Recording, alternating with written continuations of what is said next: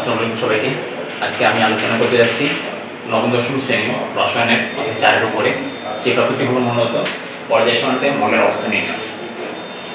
তো মৌলের অবস্থা নির্ণয় বলতে আমরা সাধারণত দুইটা টপিক বুঝি, একটা হলো মৌলের পর্যায় নাম্বার কত এবং দ্বিতীয়টি হলো ওই মৌলের গ্রুপ নাম্বার কত। তো আমরা খুব সহজেই শুধুমাত্র তিনটি নিয়ম যদি জানতে পারি, তাহলে যে কোনো মৌলের ইলেকট্রন বিন্যাস করার মাধ্যমে আমরা ওই মৌলের অবস্থানটা খুব সহজেই জানতে পারবো। তো চলুন আমরা প্রথমত এক এক করে তিনটি নিয়ম দেখে ফেলি। তিনটি নিয়মের ক্ষেত্রে প্রথম নিয়মে আমরা যে দেখতে পাই সেটা হলো কোনো মৌলের ইলেকট্রন বিন্যাসের ক্ষেত্রে যদি সর্বশেষ কক্ষপথে s অরবিটাল থাকে, তবে s এর অন্তর্ভুক্ত ইলেকট্রনটি হলো ওই মৌলের গ্রুপ নাম্বার। অর্থাৎ কোনো মৌলের ইলেকট্রন বিন্যাসের ক্ষেত্রে যদি শেষ কক্ষপথে s অরবিটাল দেখা যায়, তবে s এর মাথার উপরে যদি আমরা 1 বা 2 যাই দেখতে পাই, সেটি হবে ওই মৌলের গ্রুপ নাম্বার। এবং সর্বশেষ ইলেকট্রনটি যে প্রধান কক্ষপথে অবস্থান করবে সেটি হলো ওই মৌলটির পর্যায় নাম্বার। তো চলুন একটি উদাহরণের মাধ্যমে আমরা ফলাফলটি দেখে আসি। তো এটি হলো সোডিয়াম। এখান থেকে আমরা দেখতে পাই সর্বশেষ যে কক্ষপথ সেটি হলো 3s1। এখানে তো সোডিয়ামের কক্ষপথ ইলেকট্রন বিন্যাস থেকে আমরা এটা দেখতে পাই যে মূলত শেষ কক্ষপথটি ছিল 3s1 এর। এখানে কক্ষপথ আমরা বোঝার ওই হলো এখানে 1, 2, 3 এই নাম্বারগুলো দ্বারা মূলত কক্ষপথ বোঝায়, বা এগুলো দ্বারা আসলে পর্যায় নাম্বারও বোঝায়। তো এখান থেকে আমরা গ্রুপ নাম্বারটা যেভাবে পাবো, সেক্ষেত্রে যদি আমরা নিয়মটা ফলো করি যে ইলেকট্রন বিন্যাসের শেষ কক্ষপথে যদি s অরবিটাল থাকে এবং s এর উপরে যে কটি ইলেকট্রন থাকবে, সেক্ষেত্রে আমরা দেখতে পাই শেষ কক্ষপথটি ছিল 3s বা 3। এখানে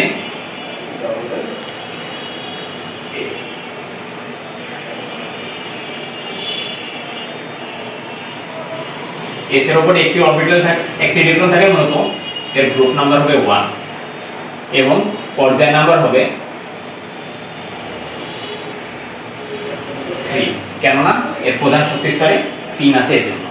তো যদি আমরা একইভাবে যদি আরেকটা মৌলের ক্ষেত্রে দেখতে পাই, যেমন ক্যালসিয়াম, তো একইভাবে যদি আমরা ক্যালসিয়ামের ইলেকট্রন বিন্যাসটা লক্ষ্য করি, তবে দেখতে পাবো এখানে সর্বশেষ যে কক্ষপথ সেটি হলো 4 এবং এখানে শেষ কক্ষপথ s থাকায় এর গ্রুপ নাম্বার হবে 2, কেননা s এর উপর 2টি ইলেকট্রন আছে এবং পর্যায় নাম্বার হবে 4, কেননা শেষ কক্ষপথ 4 নম্বরে আছে। এই কারণে এর 2 নম্বর গ্রুপ এবং 4 নম্বর পর্যায়েতে এটা অবস্থান করে। এভাবে আমরা খুব সহজেই একটা মৌলের কোথায় গ্রুপ নাম্বার কত এবং সে কত নম্বর পর্যায়ে আছে এভাবে বের করতে পারবো, শুধুমাত্র এই নিয়মটা ফলো করবো। তো এখন আমরা দেখব নিয়ম 2।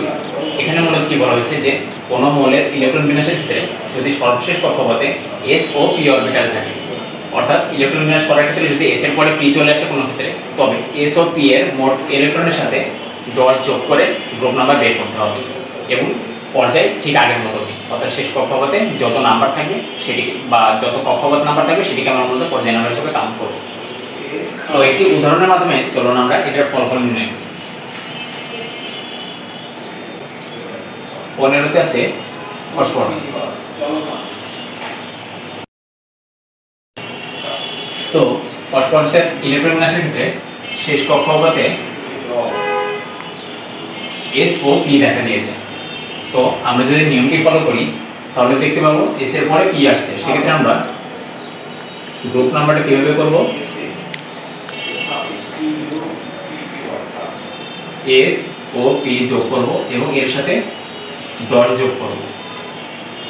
তো গ্রুপ নাম্বারের ক্ষেত্রে আমরা কি করব, গ্রুপ নাম্বারের ক্ষেত্রে s অরবিটাল এবং p অরবিটালে যতগুলো ইলেকট্রন আছে তার সাথে আমরা জাস্ট 10 যোগ করব। তাহলে s অরবিটালে ছিল 2টি ইলেকট্রন এবং p তে ছিল 3টি ইলেকট্রন। এর সাথে যদি 10 যোগ করি তাহলে হবে টোটাল 15, অর্থাৎ ফসফরাসের গ্রুপ নাম্বার 15। এবং একইভাবে যদি পর্যায় বের করতে যাই, তবে এর শেষ কক্ষপথে যেহেতু 3 আছে বা প্রধান কক্ষপথ যেহেতু 3, সেই ক্ষেত্রে এর পর্যায় নাম্বারও 3 থাকবে। সুতরাং দেখা গেল যে একটা মৌলের ইলেকট্রন বিন্যাসের ক্ষেত্রে আমরা খুব সহজেই ফসফরাসের অবস্থানটা পর্যায় সংখ্যা নির্ণয় করতে পারবো, যেখানে তার গ্রুপ নাম্বার থাকবে 15 এবং পর্যায় নাম্বার থাকবে 3। আরেকটা উদাহরণের মাধ্যমে আমরা আরেকটা সমাধান করে আসি।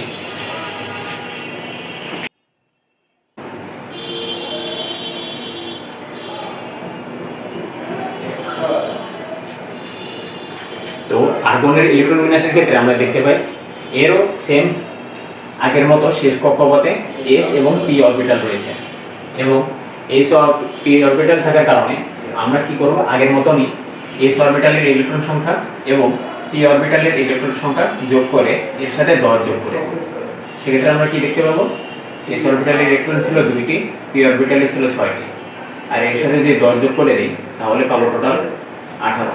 অর্থাৎ পর্যায় সারণীতে 18 নম্বর গ্রুপে আর্গন অবস্থান করে, এবং পর্যায় নাম্বার হবে, যেহেতু শেষ কক্ষপথে 3 ছিল বা 3 নম্বর প্রধান শক্তি স্তরে ছিল, তাই পর্যায় নাম্বার হবে 3। এভাবে তোমরা খুব সহজেই যে কোনো মৌলের ইলেকট্রন বিন্যাস করতে পারবে। আর তোমরা চাইলে নিজেরাও খুব ইন্টারেস্টিংভাবে 1 থেকে 30 পর্যন্ত বা চাইলে এর থেকে বেশি যেগুলো আছে এইগুলোর তোমরা এই ফরম্যাটে তোমরা নির্ণয় করতে পারো, যেখানে এস এর পরে পি থাকবে। তো এইভাবে ইলেকট্রন বিন্যাস করার মাধ্যমে সহজেই যে কোনো মৌলের তোমরা পর্যায় এবং গ্রুপ নাম্বার বের করতে পারবে। তো চলো আমরা শেষ নিয়মটা দেখি। তো শেষ নিয়মটি হলো নিয়ম 3, যেখানে আমরা দেখতে পাই কোনো মৌলের ইলেকট্রন বিন্যাসের ক্ষেত্রে যদি সর্বশেষ কক্ষপথে ডি এবং এস অরবিটাল থাকে, তবে ডি ও এস এর মোট ইলেকট্রন সংখ্যা যোগ করে তার গ্রুপ নাম্বার বের করতে হবে, এবং পর্যায় নাম্বার আগের মতনই থাকবে।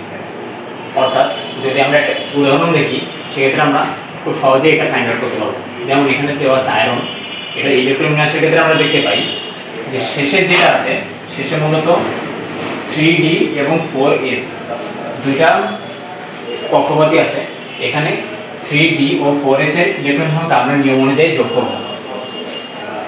তো D প্লাস S, D এর ইলেকট্রন সংখ্যা ছিল 6 এবং S এর ইলেকট্রন সংখ্যা ছিল 2, দুটি যোগ করলে যা হবে 8, অর্থাৎ আয়রনের গ্রুপ নাম্বার 8।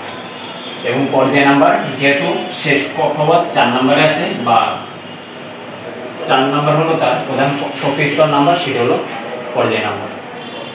তো আসলে আমরা আরেকটা ট্রাই করি, ম্যাঙ্গানিজ।